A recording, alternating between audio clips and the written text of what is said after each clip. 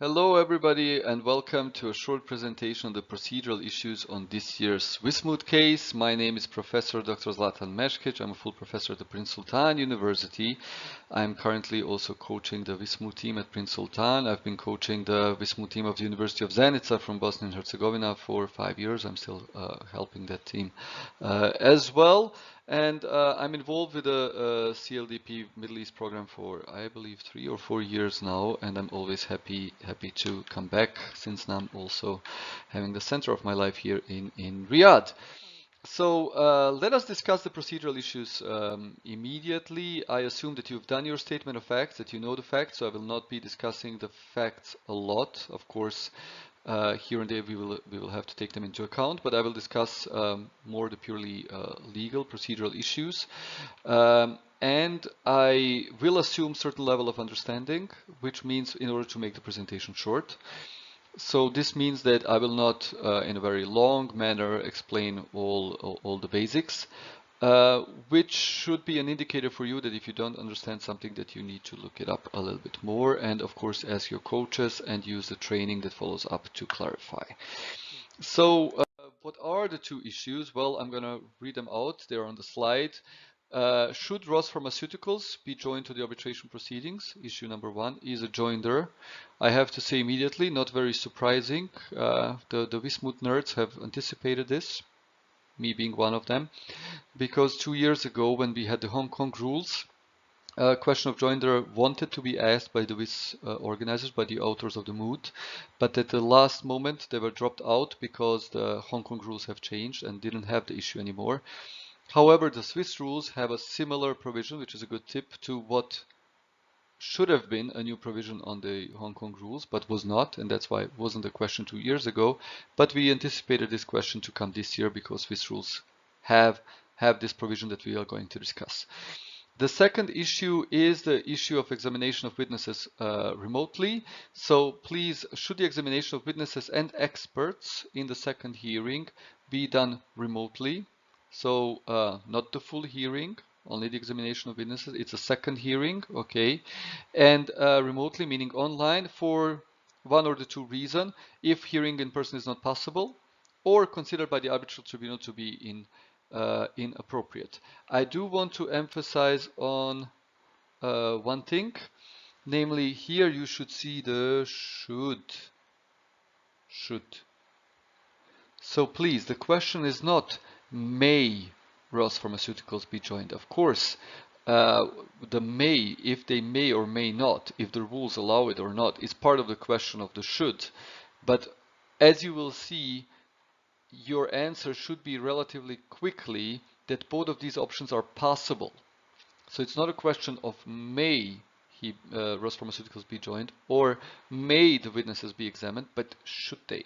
Okay, very important that you have this in mind. So please, even at the end, you will probably go back to the questions a lot of times. So going back to the questions in procedural order number 1. Always a good advice, even in the oral phase, whenever you're writing something, go back to the question to check what is actually the question that you've been asked. So when we discuss this question, we want to know what is the answer, and the answer for now, you have to give it from claimant's perspective. So of course, if you find arguments for respondent, write them down because you're going to be respondent in about 2 months. But for now, you're answering the questions from claimant's perspective.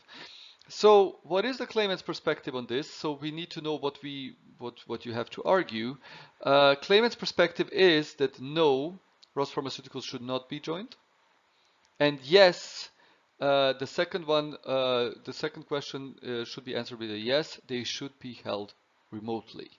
Okay, and now we are going to go to the question of why. What is your argument? So this is basically what your answer needs to be in the memorandum.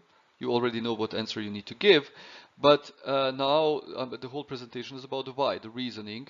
And the reasoning always depends on what, and me being a professor of private international law and yes, doing arbitration practice as well. So I I obviously have been, especially in a position of counsel, been put in this position that you argue just from the one perspective. And I do understand that you might have a tendency to rather generally discuss the problem, but you have to look at it from the claimant's perspective. And the first question, when you want to answer why your client is right, you have to check the law. And the law in arbitral proceedings is not as simple. There's not one legal source. So being a professor of conflicts of laws, I always enjoy this part, which you probably don't enjoy as much as I do. And that is that the possibility of applicable rules and laws is rather uh, uh, uh, there's a plural of sources, so that means that there's a possibility that you apply more sources to the issue. So here's the hierarchy. It doesn't really look like a hierarchy, but I try to point out with 1, 2, 3, 4, 5. So basically the hierarchy is that the arbitration agreement prevails over everything. Okay. The only thing that the arbitration agreement cannot change are the mandatory rules of the law of the seat or of the rules of arbitration. Then we have the arbitration rules as the second source, which are below the arbitration agreement. So arbitration agreement may change things from the rules and define them differently, unless, again, there are some mandatory provisions.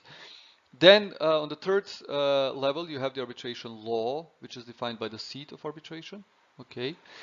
Then you have soft law, which is very popular not just in the mood, but also in real life arbitration. You really use soft law because there are simply many things which are still left open for interpretation under the applicable law.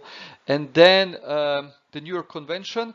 Well, I don't do justice to the New York Convention here in this table, but it's simply that usually, as you all hopefully know, the New York Convention, especially the Article 5, which is, I would say, well, one of the most important articles from the Convention, Article 2 and 5.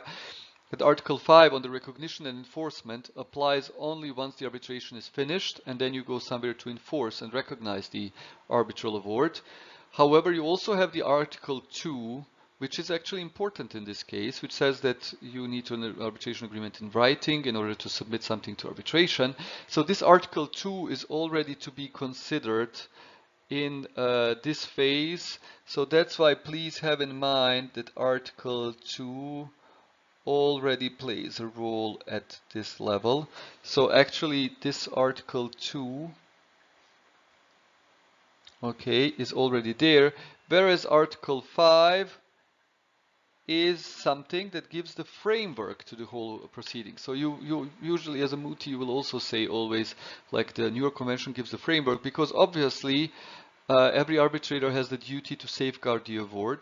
Safeguarding the award means you want your award to be recognizable in other states, so you don't want to violate Article 5 of New York Convention if you're an arbitrator. So although it's not really the applicable law or rules in the arbitration as such, the arbitrator always takes into account also the Article 5 of New York Convention. So New York Convention being put here on level of 5 doesn't do it justice. I just wanted for visual purposes that you know that it actually gives the whole framework, whereas the 1 to 4 are actually the strict hierarchy that we actually have in the proceedings.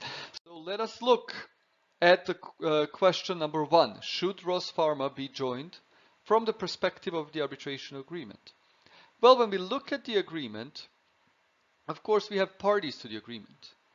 Okay, so what are the parties to the agreement? Well, we basically have, if I remember it correctly, we have claimant and we have respondent number 1. Okay, so these are the parties to the arbitration agreement. So if we would look at it from that perspective, we would not only not join Ross Pharmacy because it's not a signatory to the agreement, but we would also not join respondent number 2. However, claimant is the one who filed the claim against both of them. Okay, the notice of arbitration is sent against both of them, and so the claim is the submission that you are going to write yet, but the notice of arbitration is sent against both of them. And actually the respondent number 2 said, in the interest of speeding up the proceedings and to solve it comprehensively, respondent number 2, although it doesn't really want to, you see it here, although it doesn't really want to, it actually will join the proceedings. Okay. So what does that mean? that means that respondent is being consistent in his story, because he says, okay, respondent number 2 is going to join, but then we want also Pharma to join. Whereas claimant wants a party which is not a party to the agreement, respondent number 2, to join, but doesn't want Pharma to join. This doesn't help you as claimant, but you have to have it in mind that there's a contradiction there. What else do we see from the arbitration agreement? We see that the SCAI rules are chosen, so basically the Swiss Chamber rules, that the seat is in Vindobona, Danubia. So basically, what is the applicable law to arbitration? Well, Danubian arbitration law, but what is Danubian arbitration law? You will always find it at the end, usually the last couple of years in the case, that the ancestral model law from 2006 is the Lex Arbitri, the law of the seat. And very important, the arbitrator shall be chosen by institution. Although this is not very common in practice, that you as a party, you give up your right to actually choose the arbitrators. Here, the moot authors have done a very smart job, because one of the biggest problems in multi-party proceedings that we have is that in multi-party proceedings, the problem is who is allowed to choose the arbitrator, because we have now 2 respondents choosing 1 arbitrator, and we would have 1 claimant choosing 1 arbitrator, so there's inequality. Then if you join another party, how can they choose an arbitrator? This problem is avoided because simply nobody will choose an arbitrator. All arbitrators will be chosen by institutions. So this is a smart thing, that in order to have multi-party proceedings which we can really discuss from other issues and not from the perspective of choosing the arbitrators, we now don't have this issue. Simply arbitrators will be chosen by the institution. Okay, so from the perspective of arbitration agreement, well, basically Pharma should not be joined because it's not a party to the agreement. Very classic arbitration argument. But then there are so many other things which you need to take into consideration. Should they be joined from the perspective of the rules? Well, the rules don't really speak about should they be joined, okay? The rules are more or less quite particular in comparison to other rules, or, well, I will let you do the comparison to other institutional rules. There are also other institutional rules who do allow joinders, but let us say that SCAI rules are generally very open to the idea that party may be joined, okay? Because actually when you look in Article 4.2 of the SCAI rules, they say that if at the request of one of the parties, so it is enough that one of the parties requests it, okay, that one or more third parties participate in the arbitration proceedings. So we have this. Basically, respondents want Pharma to join. The arbitral tribunal shall decide on such request after consulting with all of the parties, including the person to be joined. So they will be consulted, but the consent as such is not required. You should rather take into account all relevant circumstances. This is how we should understand it. Of course, you need to find more books and cases to prove this interpretation. But let us imagine if everybody consents to arbitration, then basically we would have consent to arbitration after the dispute arises, which would again be like a new arbitration submission, or if you want to make it more simple, like a new arbitration agreement done by submitting to arbitration without objecting to it. And if you have consent, then we would not need Article 4.2. So obviously the purpose of Article 4.2 is that we have a joinder when not everybody consents. So this is what you should think about. But what I wanted to say again, SCAI rules allow for the joinder in this situation. This is not the question. The question is, should Pharma be joined? So you need to think about the circumstances. Okay. So do we have any restrictions from the side of the Danubian arbitration law? Well, basically, the Danubian arbitration law, if you look at it, it will not give you any concrete answer. You will find a little bit more in the New York Convention, because the New York Convention has the Article 2, which says each contracting state shall recognize an arbitration agreement in writing, which arises between them, between the parties to the agreement. which again emphasize on the consent issue. So we need to understand that joinder is sort of an exception from the consent. It's a concept. I didn't want to go into general issues, but just for the understanding sake, usually arbitration should be different than litigation. In litigation, it is normal that you have that somebody can intervene, that you have a joinder, that you can consolidate proceedings. Because litigation courts are there to solve any dispute that we have in our lives, and simply all parties which are there for the sake of efficiency or for other reasons should be joined so that we deal with the issue. Arbitration is different. It's based on the agreement, a contract between the parties to submit to arbitration. Then third parties should not be invited, and this was the classic concept. However, the last 2-3 decades, maybe even more, multi-party proceedings have been developing, and I would say that with the SAAI rules, they have culminated in their development. So basically now we have the situation that this rule of Article 2 of the New York Convention between them needs to be stretched a little bit, and it's up to you to see how far it can be stretched. But in any case, Article 5 on the recognition phase, as well as the Danubian arbitration law, so the Lex Arbitri on the annulment, states that issues which are not contemplated within the terms of submission to arbitration cannot be dealt with. What does that mean? Well, basically, from claimant's perspective, he could say, well, I submitted something to arbitration, and now by invoking another party, there will be issues which we didn't agree upon in the arbitration agreement, which are outside of our arbitration agreement. Of course, respondent also has strong arguments on this, so this can be one of the issues. Of course, claimant can claim that his party autonomy is violated under the New York Convention and the Danubian arbitration law, and that the procedure will simply not be in accordance with what parties agreed, but that this would be a completely different proceedings. These are the issues where under the New York Convention, which I think will play a strong role here, giving us the framework which you need to think about in these proceedings. You always have guidelines. The last couple of years, we always have had IBA guidelines. So far, I didn't find IBA guidelines on this. Maybe I'm shooting this video too early, and I will find certainly much more. But I just wanted to open your mind for guidelines on multi-party arbitration, on joinders, on consolidation.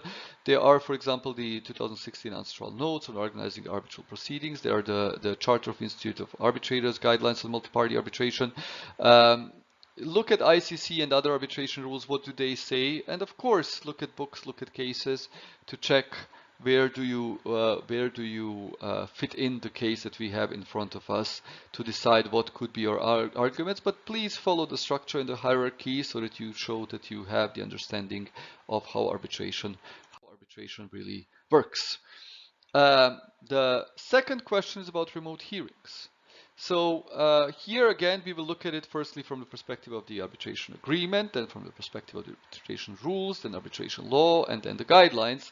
And when it comes to the arbitration clause, it says hearings shall be held at tribunal's discretion, either in Vindobona or in the city where the respondent has its place of business. So what does this mean? Well, can the arbitral tribunal decide that there shall be no hearings? Or is the tribunal's discretion limited to either Vindobona or in the city where the respondent has its place on business? And does the fact that concrete names are listed here, names of the city, have actually something to do with whether it can be done remotely, online or not? Or do we have to have in-place proceedings? So obviously, drafters of the moot problem wanted to have also a discussion of the arbitration clause and how far the intent of the parties to really go deeper into the issue of the venue. So we're discussing the venue, not the seat here. When we discuss the venue, do we actually make a decision about whether the proceedings can be done remotely or not? This is one of the arguments that can be used and obviously will be used to emphasize that what was actually the intent of the parties. Please remember that according to what we have at the end of the problem, CISG is used to interpret the arbitration agreement. So that means that what was the party's intent can be done under Article 8 CISG, and should be done under Article 8 CISG, also here to understand what was the will of the parties. But when interpreting the will of the parties, we cannot deny also another fact, that they've chosen the SCAI rules, which are obviously very modern, which obviously are one of the rare rules, as far as I'm concerned, that I've seen, that they explicitly deal with the question of remote hearings. So basically, when you read Article 25, you can see that the arbitral tribunal may direct witnesses or expect witnesses to be examined through means that do not require their physical presence, including by video conference. That's why I want to emphasize again, the question of remote second hearing is not a question of may, although it can be part of your argument. If it's against the will of the parties, they may not, the arbitral tribunal may not, I understand it, but it's more of an argument of should. And you should deliver arguments in your memo of the should or should not, rather than only focusing on the may. So read carefully Article 25 of the SCI rules. It will open your eyes, together with further provision SCIA, which talk about discretion of the arbitral tribunal to decide upon issues and things like that. So you will find that there is broad discretion and that you should disguise the should. The Danubian arbitration law, well, why would we be interested? If we have a very specific rule in the SCAI, then we are not really interested in the Danubian arbitration law unless it contains mandatory provisions which could somehow restrict the rules. And this is now a question of interpretation. I'm a little bit skeptical whether this is really a mandatory provision, but might be open for arguments. Because here again, if you look at it, it actually tells you, unless the parties have agreed that no hearings shall be held, the arbitral tribunal shall hold hearings at an appropriate stage of the proceedings, if so requested by a party. Appropriate stage not meaning the venue, but the time when they actually will take place. So if one party wants the hearing, they will be hearing. But do they really request something on the, do they have any restriction on whether they shall be done online or not? I'm not sure about that. Look at the case law, look at the books. The wording doesn't expressly deal with it, but you may argue that this is, looking from the perspective when there was no possibility of online hearings, and that therefore, obviously they meant that the hearings need to be in person. You might find more on this. However, what I would really advise you to read is also the guidelines that are directly related to COVID-19, because this is what we have in our case. And obviously this is a real life problem, and that's why I think that the authors of the mood problem have done a really good job of bringing up something, as always, which is very up to date. And here we see again that there have been guidance notes from the ICC. Even arbitral institutions have a joint statement on this. So what shall be done during COVID? And of course, your role is to find out what is the Swiss Chamber's position on this, and how will they handle the case, so that you take into account all circumstances and deliver the should or should not be held, because you will find that there is quite a lot of discretion of the arbitral tribunal on this. But do not forget that I have, out of the IREC, actually now only talked about the law. Usually in real life, but also in the mood, I can tell you from my experience, and I'm coaching for a long time, and also have been successful in this role, that the facts are always more important than the law, even in the mood. Of course, the arbitrators want to discuss the law with you, and the law provides you with a framework what you can or cannot reasonably argue. Don't forget the facts.